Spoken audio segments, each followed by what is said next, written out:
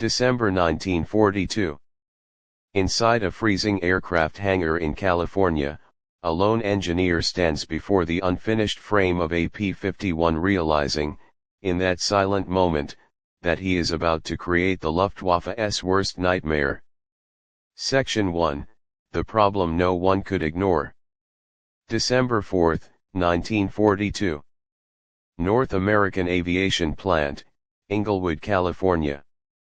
Rain hammers against the factory's corrugated roof, a metallic drumming that competes with the growl of test engines outside. Inside Hangar 3, under the pale glow of overhead lamps, Edgar Schmued stands over a stripped P-51 airframe, its aluminum ribs exposed, its future uncertain. Schmued presses a gloved hand against the cold metal, feeling the vibrations of engines being run up on the tarmac. His pencil is tucked behind his ear, blueprints rolled under his arm. He studies the sleek fuselage of the Mustang, a fighter that should have been great, but wasn't, at least not yet. Outside, another Allison-powered P-51 climbs into the sky for a test flight. Its silhouette is beautiful, right until it hits 20,000 feet and begins to lose power, the Allison engine gasping for oxygen it can't use. Schmued watches it disappear into the low clouds, jaw tight. He knows the hard truth: if the Mustang cannot fight at high altitude, it cannot escort bombers. And if it cannot escort bombers, American losses over Europe will remain catastrophic. A mechanic approaches. Another ceiling test, Mr. Schmued. Same problem. Schmued nods. He already knows the result. In England, the 8th Air Force is being mauled. B-17s and B-24s attempting deep strikes into Germany are meeting swarms of Bf-109s and FW-190s. Without long-range escort fighters, the bomber crews are lambs to the slaughter. The Mustang had range. It had speed down low. But at altitude where the war in the air was truly fought, it was suffocating. Schmued unrolls the blueprint on a nearby table. A test engineer joins him, wiping oil from his hands.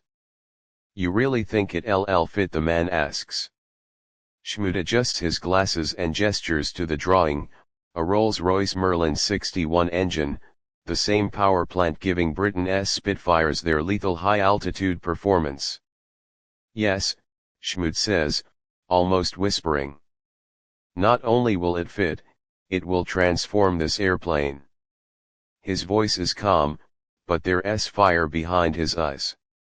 The Mustang is fast, aerodynamic, efficient. Everything about its design begs for more power, more altitude, more reach. And the Merlin promises exactly that. He remembers his conversations with British test pilots earlier that year. Their message was clear: give the Mustang a Merlin, and it will outrun anything the Germans have. But nothing is simple in wartime. Politics, production schedules, licensing negotiations, every obstacle is stacked against the idea. Many believe the Mustang project isn't worth the trouble.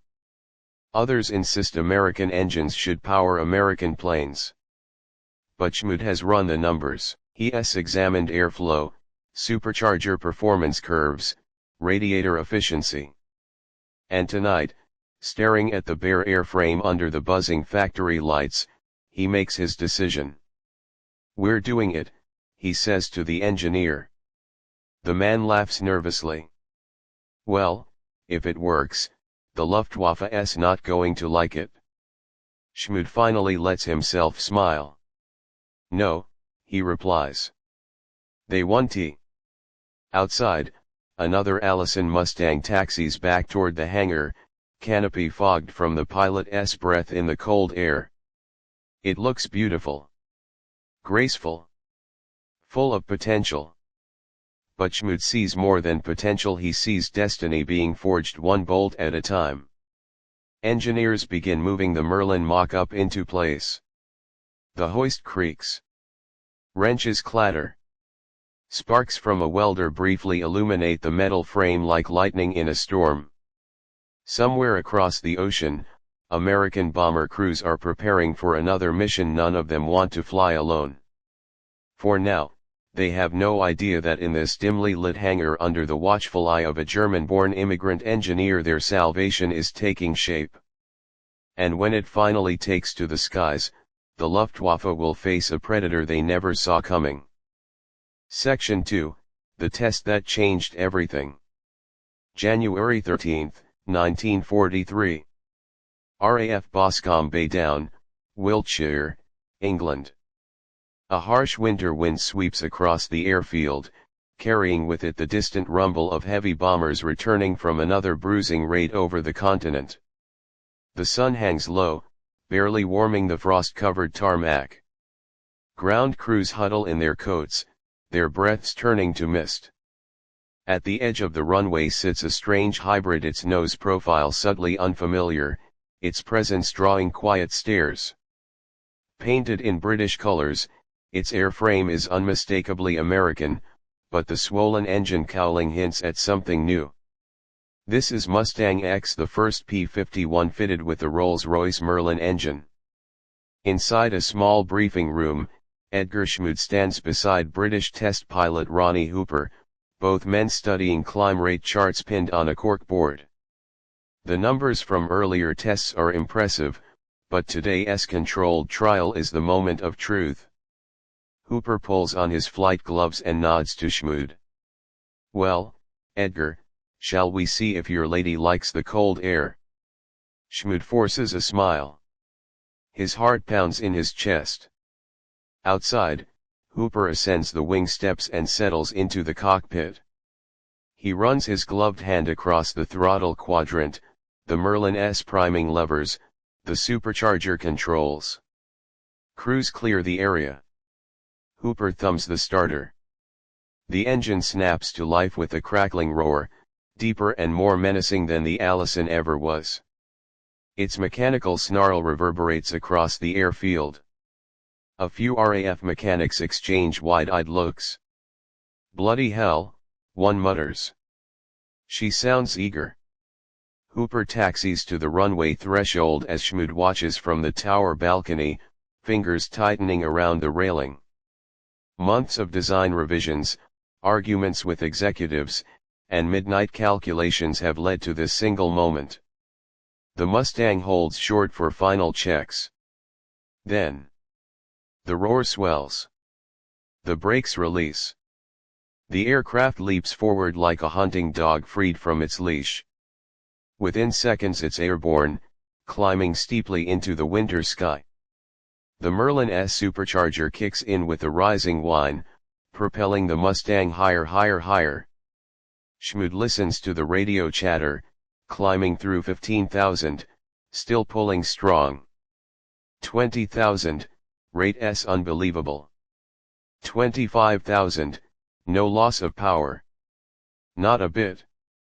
British engineers scribble notes frantically. Hooper's voice cuts through the static, a mix of surprise and awe. "Gentlemen, this thing climbs like a bloody rocket." Schmued closes his eyes for just a moment, letting the words sink in. Far above the airfield, Hooper banks the aircraft into a fast climbing turn.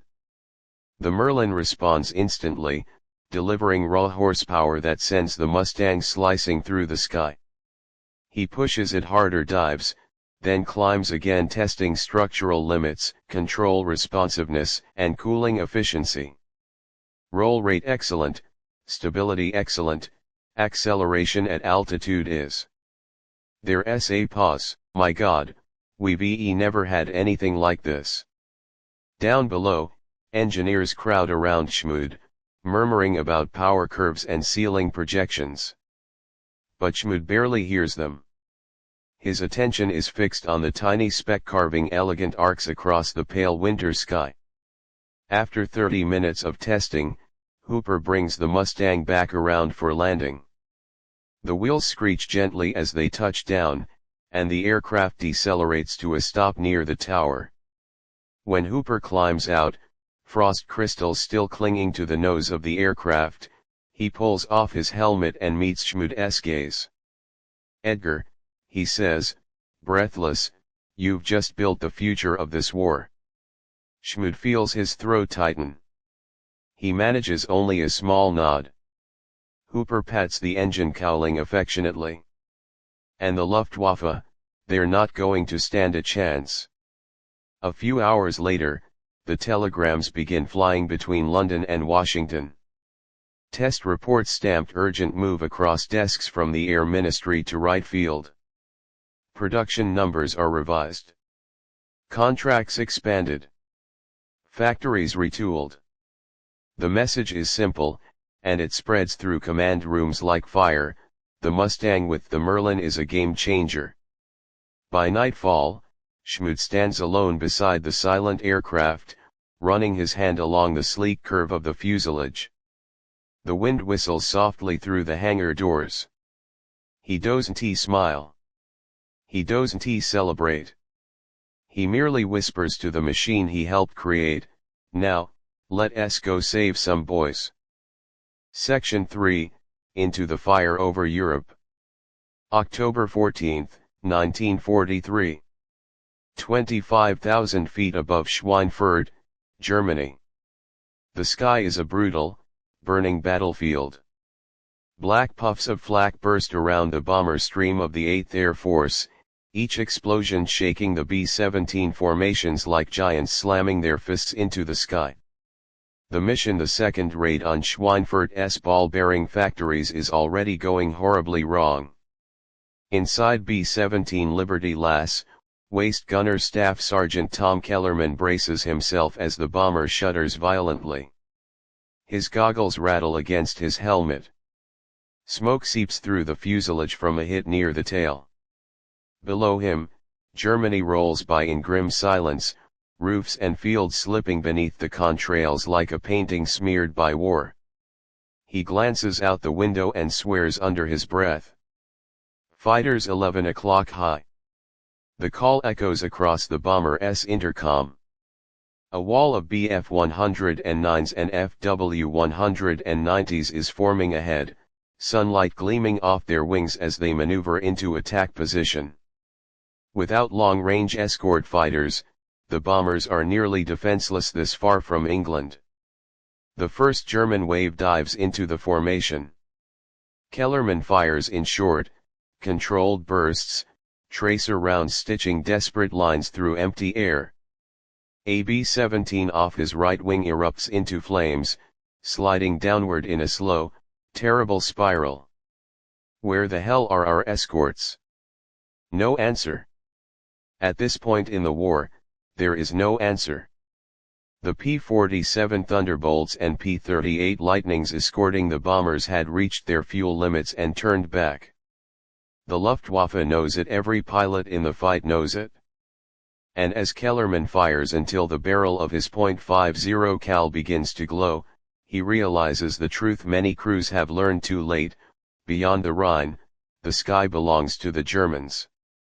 Back in England, this grim reality is reshaping every conversation in command rooms from High Wycombe to the Pentagon.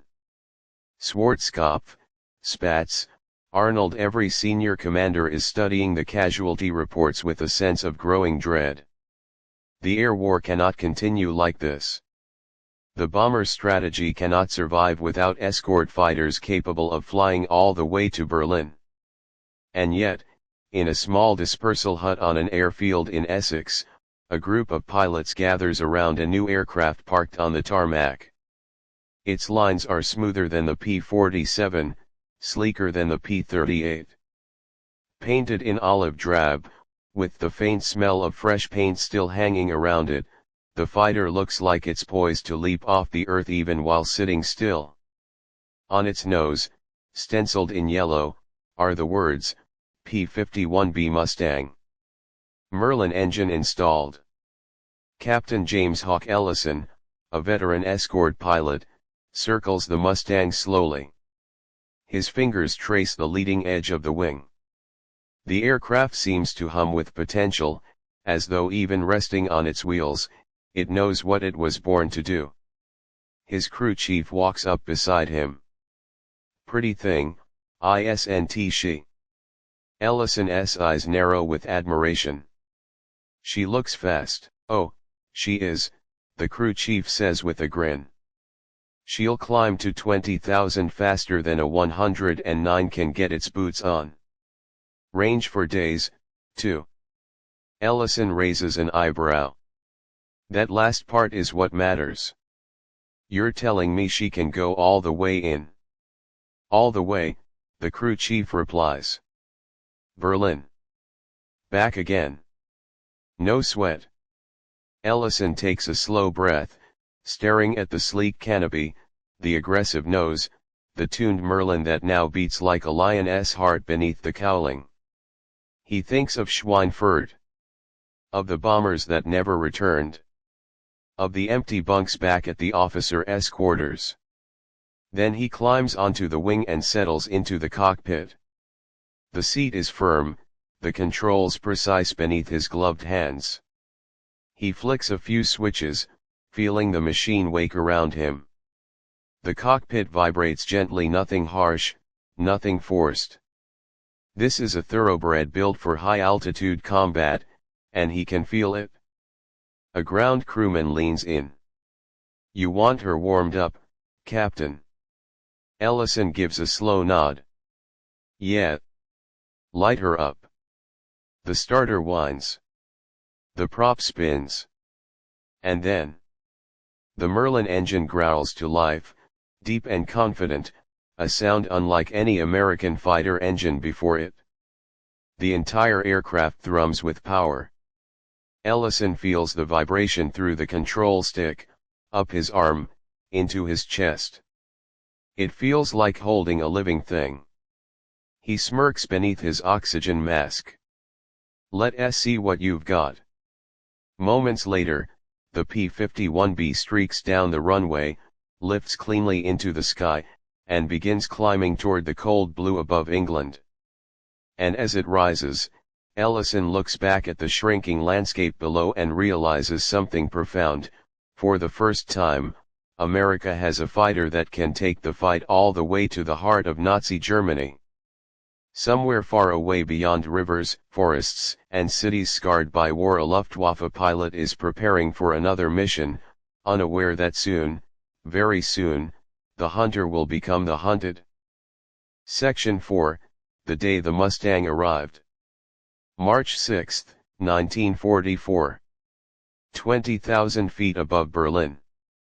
A shimmering column of sunlight slices through the high-altitude haze as hundreds of aircraft thunder toward the Reich's capital. The mission is historic, the first full-scale daylight bombing raid on Berlin, and every man in the formation knows what's at stake. In the lead group of B-17s, Lieutenant Tom Kellerman, survivor of Schweinfurt, sits at his waist gunner position, hands steady despite the icy air numbing his fingertips. He has flown into Germany many times before, but never this deep. He peers through the small waist window, expecting, dreading the familiar sight of German fighters massing for the kill. But the sky looks different today. Very different. A flash of sunlight glints off something sleek and fast slicing above the formation. Then another. And another. Kellerman narrows his eyes. Are those Mustangs? Indeed, they are. P-51B Mustangs, dozens of them, weaving effortlessly above the bomber stream like wolves guarding a herd. Some fly high cover. Others slip between the formations. A few dart ahead, aggressive and eager. Their long-range fuel tanks carried them here. Their Merlin engines keep them lethal at altitude. Their presence sends a ripple of excitement through the intercom. Holy hell, they made it. Look at 'em go. We've got cover all the way to Berlin. Kellerman allows himself something he hasn't felt in months, hope. But 20 miles ahead, in a Luftwaffe ready room at Wernucken Airfield, Hauptmann Friedrich Keller snaps his goggles into place and storms toward his Bf 109 G6. His squadron has scrambled to intercept the raid. They expect the usual scenario: bombers alone, vulnerable, ripe for attack beyond Allied fighter range. But as Keller's flight climbs through wisps of cloud, he spots something unsettling. Fast. Slim. Silver green. Closing head-on. What aircraft is that, he asks aloud, though no one answers. The shapes multiply. A dozen. Then 2 dozen. His wingman's voice breaks through the radio: those aren't thunderbolts. They're too fast. Keller feels a knot tighten in his stomach. Then one of the newcomers rolls inverted and dives straight at them. Mustangs. The Americans have finally brought a fighter that can reach Berlin. And they are not here to play defense. Above the city of spires, Captain James Hawk Ellison throws his P-51 into a climbing turn, the Merlin engine singing with smooth, deadly power. His oxygen mask crackles as he calls out, "Blue Squadron, mark your targets. Do not let them near those bombers." Below, the jagged skyline of Berlin glitters through the haze. Black towers of flak rise as the German anti-aircraft batteries unleash their fury. Ellison levels out at 25,000 feet. The sky ahead teems with movement: Luftwaffe fighters diving toward the bomber stream. Blue One engaging bandits. He pushes the throttle forward. The Mustang surges like a beast unleashed. In seconds, Ellison closes on a pair of Bf 109s. The Germans expect thunderbolts, heavy, slow to climb, but what hits them instead is a knife made of speed and steel. Ellison squeezes the trigger. 6.50 caliber Browning machine guns erupt, sending bright arcs of tracer fire slicing through the cold sky. The lead 109 breaks apart, spiraling downward. The second tries to climb, but the Mustang is already on his tail. Ellison doesn't even need full throttle. The Merlin gives him everything he asks for and more. Splash 2, he mutters, breath fogging his goggles. The turning tide. From the bombers, the view is astonishing. Mustangs are everywhere, diving, climbing, rolling, chasing German fighters with unrelenting speed. Luftwaffe pilots used to dictating the terms of battle now find themselves hunted from every angle. Even Kellerman can see it clearly. For the first time in the air war over Europe, the Germans are losing before they can even begin. A voice crackles over the bomber intercom: "We've got cover all the way out, boys. Mustang cover." That mantra spreads from plane to plane. Mustang cover. Mustang cover. Mustang cover. The bombers release their payloads over Berlin. Explosions ripple across the city below. And above the thunder of war, the Mustangs continue carving through the sky like avenging spirits. A new reality for the Luftwaffe. On the ground, Keller limps away from his downed aircraft, parachute tangled in the trees behind him. Smoke curls from the wreckage. He removes his helmet and stares upward at the contrails painting the sky. The realization hits him with crushing clarity: if they can escort to Berlin, the war in the air is lost. He is not the only one thinking it. Across the Reich, squadron leaders, generals, and even Göring himself will soon confront the same truth. The Mustang has arrived. And the Luftwaffe will never recover.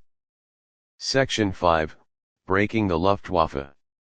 May 12, 1944. Over the Rhine, 28,000 feet. The sky trembles with the thunder of engines, hundreds of them, as the 8th Air Force launches one of its largest coordinated strikes against Germany's oil production facilities. Synthetic fuel plants at Leuna, Merseburg, and Brucks are the lifeblood of the Luftwaffe.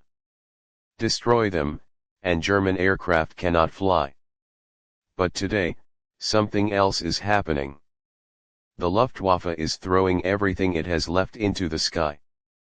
Captain James Hawk Ellison scans the horizon from his P-51D, the newest Mustang variant with its iconic bubble canopy and improved visibility. The sun glints off dozens of bombers below, their formation steady as they push deeper into German airspace. His wingman, Lieutenant Mark Spade Douglas, keeps tight formation off Ellison's right wing. Then Spade says what Ellison already sees: bandits. A lot of them. Coming fast. Dozens of Bf-109s and FW-190s swarm from the east, climbing hard. But unlike earlier years, the Germans now face a grim imbalance. Their pilots are too young, often with fewer than 20 hours of training. Their fuel rations are thin. Their tactics rushed. But the Mustangs, they are experienced. Confident. Deadly. Ellison steadies his breathing as the German fighters draw near. Blue Squadron, it's time. Keep them off the heavies. He pushes the throttle forward, the Merlin roaring with unstoppable force. The Mustang rockets ahead. The new battlefield. A Bf-109 dives straight at a B-17, its guns flashing. But before it can reach firing distance, Ellison cuts across its path, banking hard and firing a burst. The German pilot flinches. His attack run spoiled, he breaks away right into the path of another Mustang. Within seconds, he's gone. Lieutenant Spade calls out, "Hawk, they're throwing kids at us. Half of them don't even know we're here until we're on their six." Spade isn't wrong. Luftwaffe veteran aces men like Barkhorn, Rahl, and Hartmann are still dangerous, but their numbers are dwindling. The rookies replacing them are outmatched before their wheels even leave the runway. Ellison pulls into a climb, rolling to avoid tracer fire. A 190 screams past beneath him, then a second. He flips over and dives, the Mustang accelerating like liquid steel through the air. The German pilot never sees him coming. Ellison fires. The 190 shutters parts, flying from the fuselage before exploding into a blossom of flame. "Hawk, you got him!" Spade shouts. Ellison doesn't answer. He's already searching for the next threat. Down below, a crew watches history turn. In the bomb bay of B-17 Hell's Harvest, Kellerman steadies himself as the formation crosses into target range. He peers out the window, expecting the usual burning chaos, German fighters ripping through the formation. But the Mustangs stay glued to them. Fast. Precise. Unrelenting. Every time a German fighter tries to break through, a Mustang intercepts. Every time a bomber falls behind, Mustangs swarm around it like protective hawks. Kellerman can hardly believe what he is seeing. This is different," he whispers. "This is really different." The bombardier calls out, "Bombs away." Explosions ripple across the oil refinery below. Smoke mushrooms upward, black and angry. A moment later, the intercom erupts with cheers, relief, disbelief, maybe even victory. Kellerman looks at the Escort fighters once more and murmurs, "Whoever built that plane, he saved our lives." A Luftwaffe ace faces the new reality. A few miles south, Oberleutnant Karl-Heinz Brandt, one of the last seasoned German aces in his group, wrestles his wounded Bf-109 into a shallow climb. His fuel gauge trembles near empty. His engine coughs. He's alone. He spots 3 Mustangs circling high above predators silhouetted against the sun. Brandt knows what that means. Control of the sky no longer belongs to Germany. He keys his radio, voice calm despite the engine sputtering. "Command, this is Brandt. The Americans now escort to every target. We cannot stop them. Not anymore. Static crackles back, no denial, no argument, no reassurance. Just silence. Brandt looks eastward, toward Germany's heartland, toward cities burning under the weight of bombs. He understands, with a clarity that feels like cold steel against his throat, the war in the air is over. The Mustangs have ended it. The day Schmued learned the truth. Back in England, Edgar Schmued stands on the hard stand of an airfield in the fading evening light. A newly returned Mustang sits before him, exhaust ticking softly as it cools. Its nose is speckled with oil. Gunports streaked with residue. Flak holes pepper the wings. But it returned. The bombers returned. And most of all, the Luftwaffe did not win the day. A pilot climbs down the ladder, removes his helmet, and spots Schmued. "You're Schmued, right?" the engineer. Edgar nods, almost shyly. The pilot steps forward, offering a gloved hand. "Well, sir, all I can say is this: whatever you did to this plane, it broke the Germans." Schmued doesn't know what to say. Words feel too small. So he simply rests his hand on the Mustang's warm cowling, listening to the faint ticking of cooling metal, the heartbeat of a machine he helped create. A machine that has changed the course of a continent. Above him, the contrails of returning bombers stretch across the sky like pale scars fading into dusk. For the first time in the long, brutal air war over Europe, the Allies truly own the sky. Section 6, The Collapse of the Luftwaffe. June 20, 1944. Nordhausen, Germany. Late afternoon. The air above the Harz Mountains trembles as another wave of Allied bombers heads east. Below them, the sun hangs low, casting orange light across the battered countryside. What was once a formidable defensive network of airfields, radar posts, and fighter wings has thinned to shadows.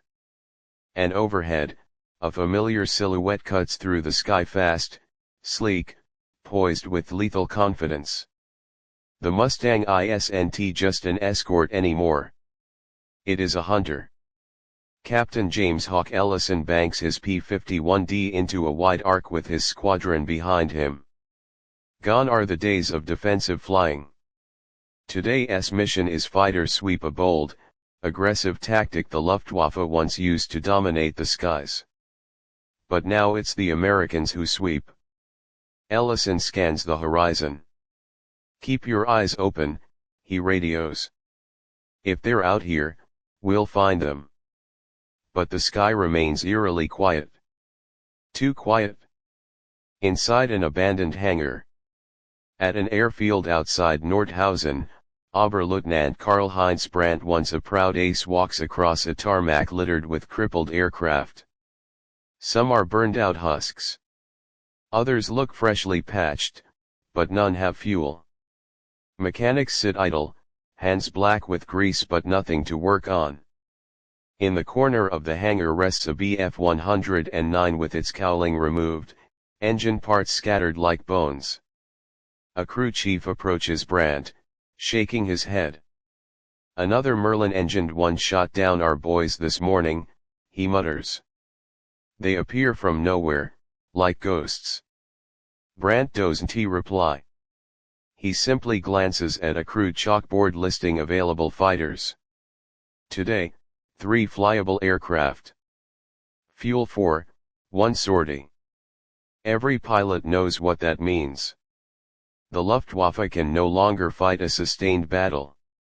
Every engagement drains resources they cannot replace.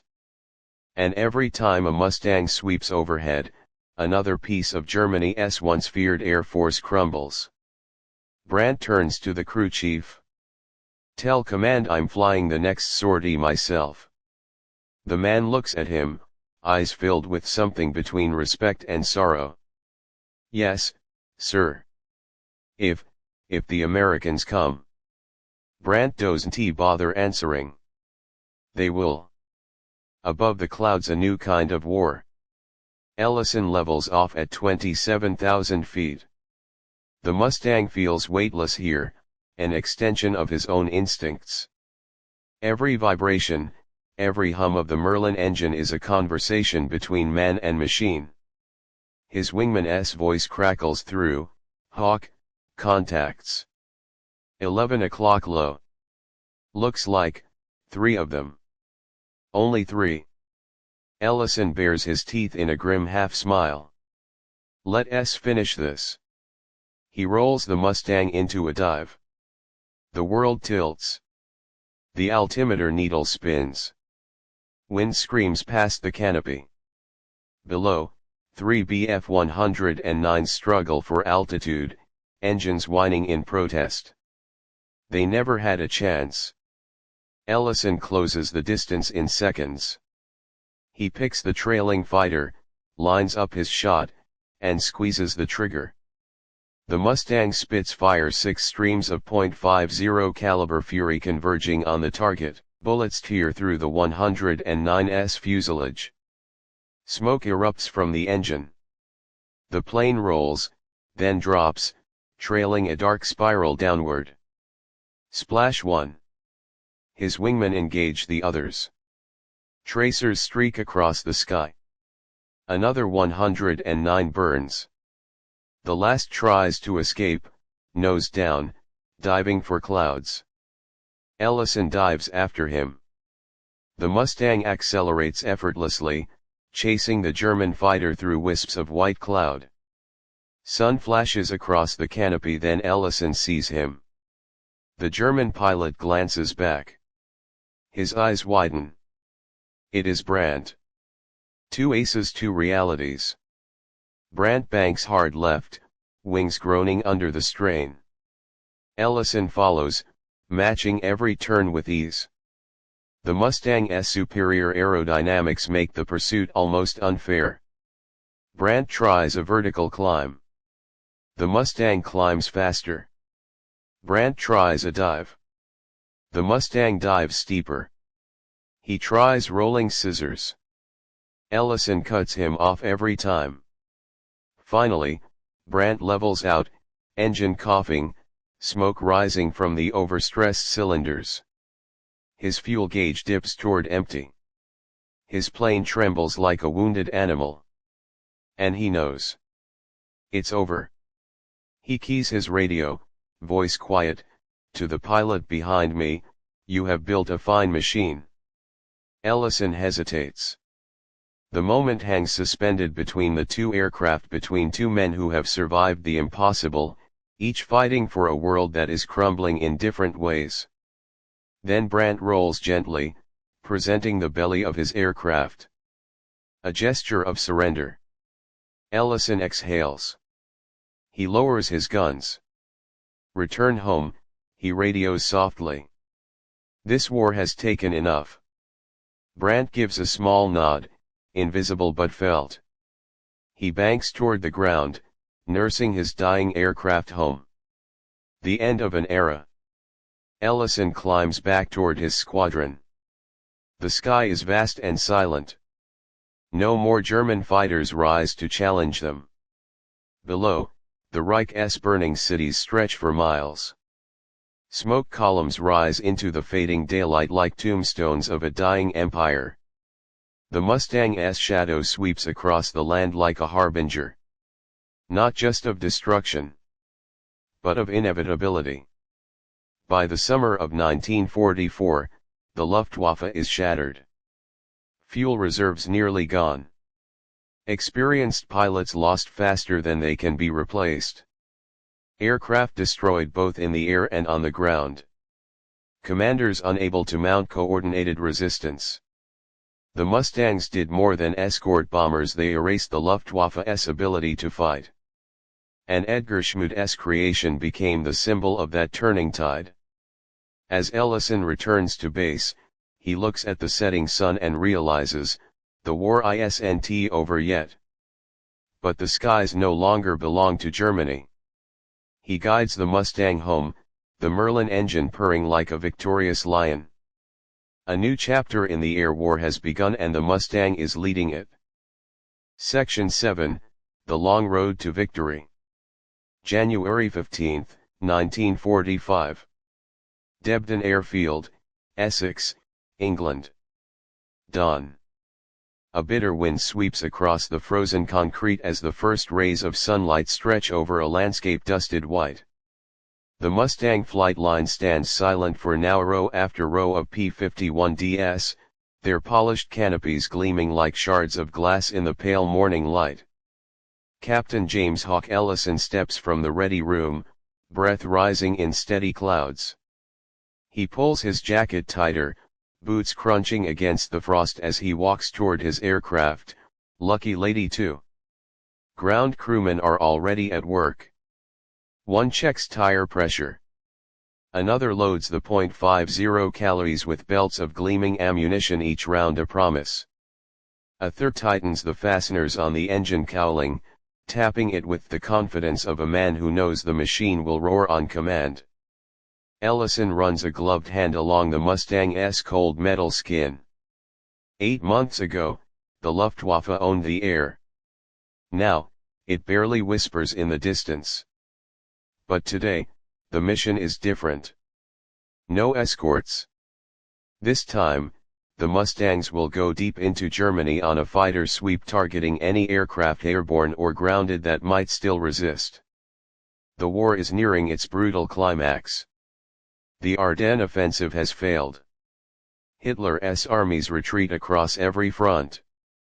And yet, pockets of resistance remain stubborn, desperate, lethal. Ellison climbs into the cockpit, settling into the familiar seat. The world grows smaller, more intimate, as he straps in and lowers the canopy. His breath fogs briefly before the heating system kicks in. Debden Tower, this is Blue Leader. Ready for start-up. The Merlin answers before the tower can, a sharp cough, then a rising roar that shakes the frozen airfield awake. Ellison smiles behind his mask. Whatever else the day brings, the Mustang will never fail him. Across a dying empire. 30 minutes later, over western Germany, the Mustangs slice across a sky streaked with thin winter clouds. Below, the land tells the story of a nation collapsing in slow motion, rail yards bombed into twisted ruin, factories gutted by fire, airfields cratered and lifeless. Lieutenant Spade Douglas speaks over the radio, feels like everything's already over down there. Ellison keeps his gaze steady. Wars don't end until they end, Spade. Eyes sharp. The countryside suddenly breaks into a cluster of smoke plumes. An airfield, hidden among the trees, still intact enough to launch fighters. Blue Squadron, Ellison calls, we've found our target. They drop into a shallow dive. Even from altitude, they can see them, 5 FW-190s, engines warming on the taxiway. Without the fuel shortage, without the pilot crisis, without the Mustang presence, these German fighters would have torn into bombers months earlier. Now they sit vulnerable like relics waiting for a Viking raid. But then something unexpected happens. One of the 190s lunges forward, a pilot inside young, maybe barely trained, guns the engine and begins a furious takeoff roll. Ellison frowns. He's trying to get off the ground. Alone. Another 190 follows. Then a third. Thin trails of exhaust snake behind them. They're scrambling, Spade says, incredulous. Why they can't win this? Ellison knows why. Desperation. Honor. Orders. Take your pick. But they will fly. And so must he. Blue Squadron engage. The last fight of the Luftwaffe. The first 190 lifts off the runway, wobbling slightly as its landing gear retracts. The second follows, climbing hard into the cold air. The third stalls briefly, then lurches upward as its pilot wrestles with the controls.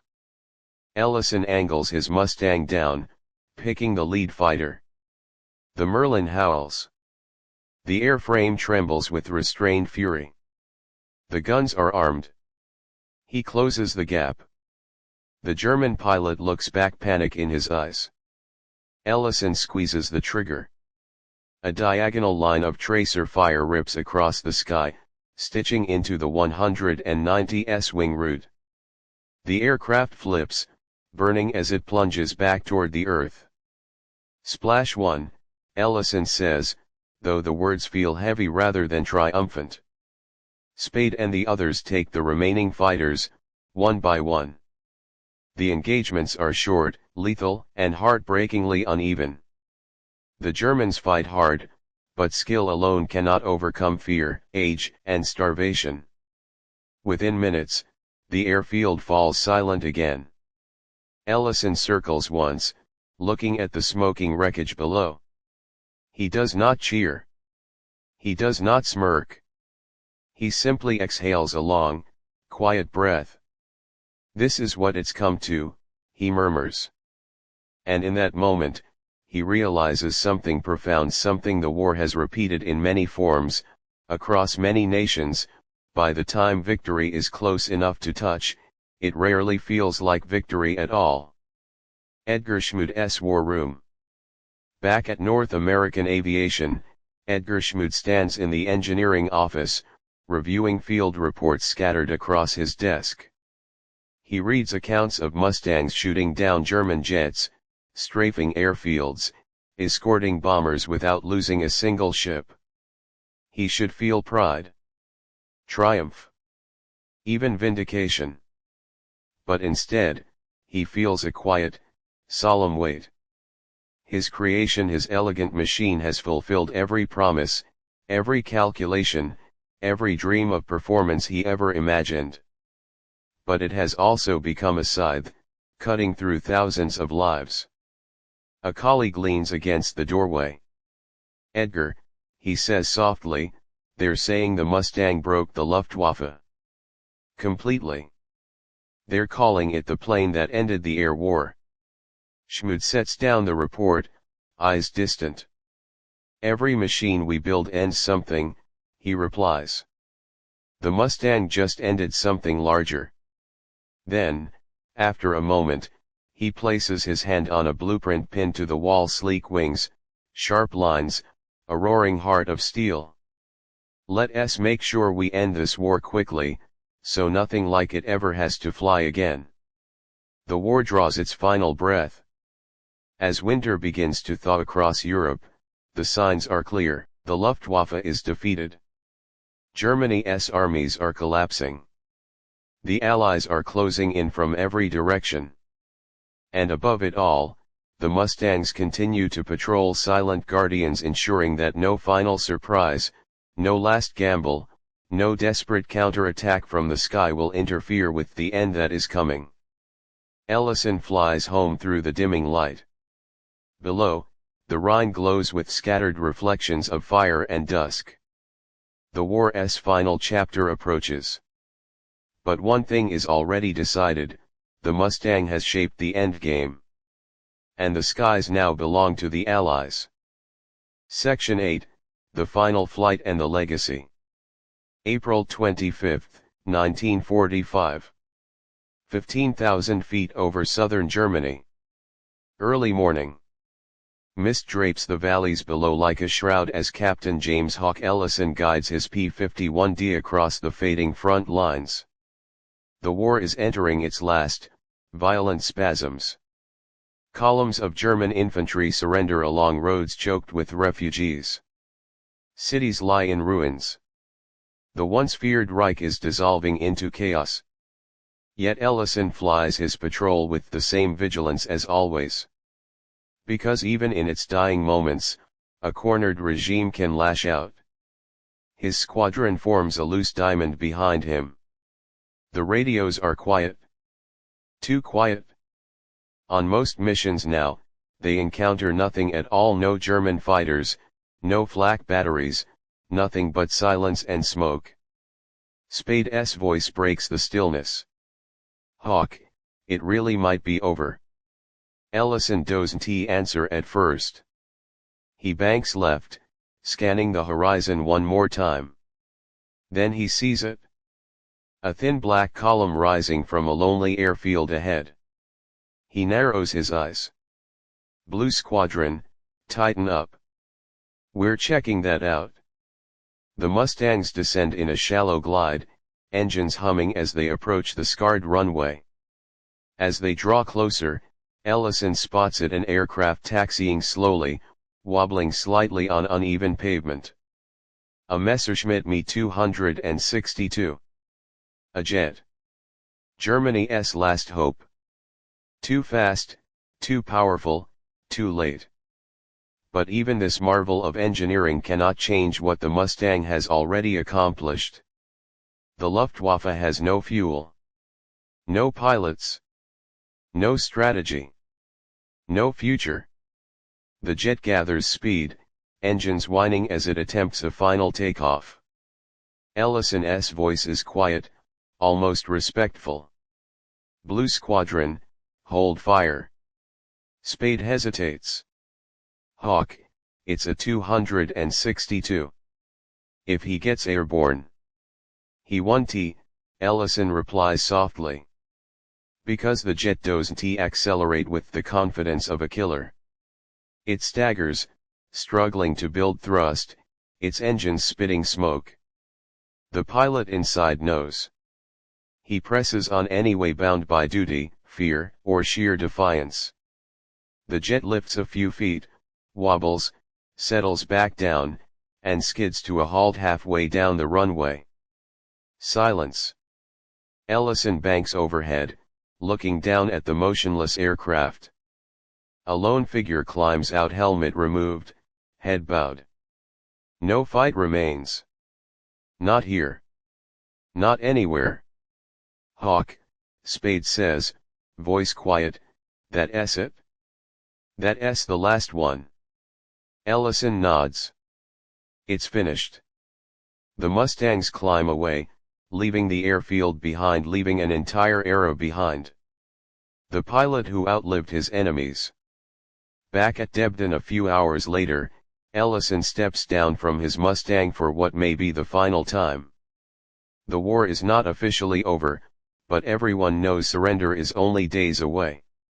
He runs a hand across the engine cowling, feeling the warmth beneath his palm.